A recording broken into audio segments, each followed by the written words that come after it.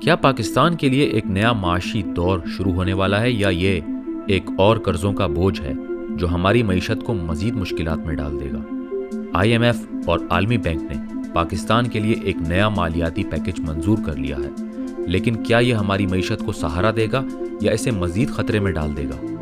آج کی ویڈیو میں ہم اس معاہدے کے تمام پہلوؤں پر تفصیل سے بات کریں گے۔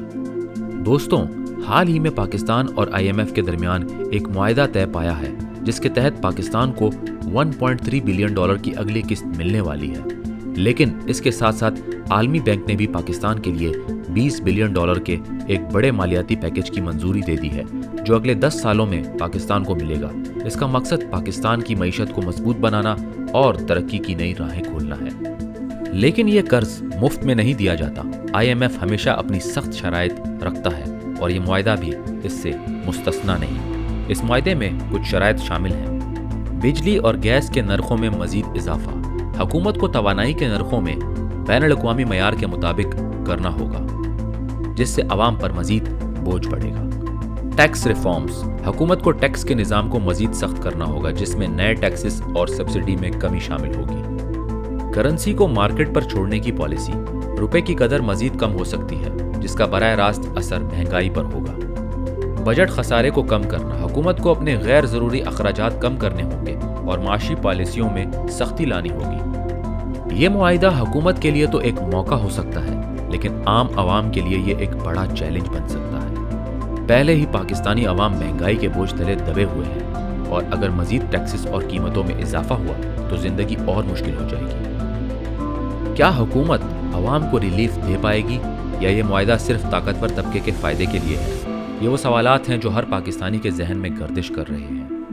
اگر ہم اس معاہدے کے مثبت پہلوؤں پر غور کریں تو اس کا سب سے بڑا فائدہ یہ ہو سکتا ہے کہ پاکستان کی معیشت کو استحکام ملے گا، ڈالر کی دستیابی بڑھے گی اور معیشت کے ڈیفالٹ ہونے کا خطرہ کم ہو جائے گا۔ لیکن کیا یہ صرف ایک عارضی حل ہے یا پاکستان اپنی معیشت کو مستقل بنیادوں پر بہتر بنا سکتا ہے؟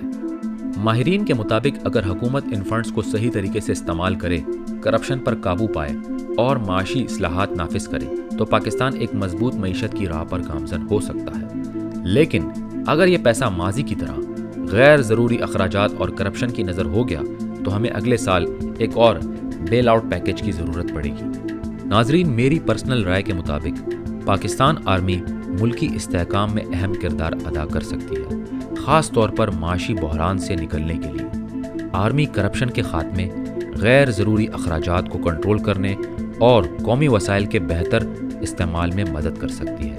مزید یہ کہ آرمی ملک میں امن و امان کو یقینی بنا کر سرمایہ کاری کے لیے موزوں ماحول پیدا کر سکتی ہے، جو معیشت کی بحالی میں اہم ثابت ہو سکتا ہے۔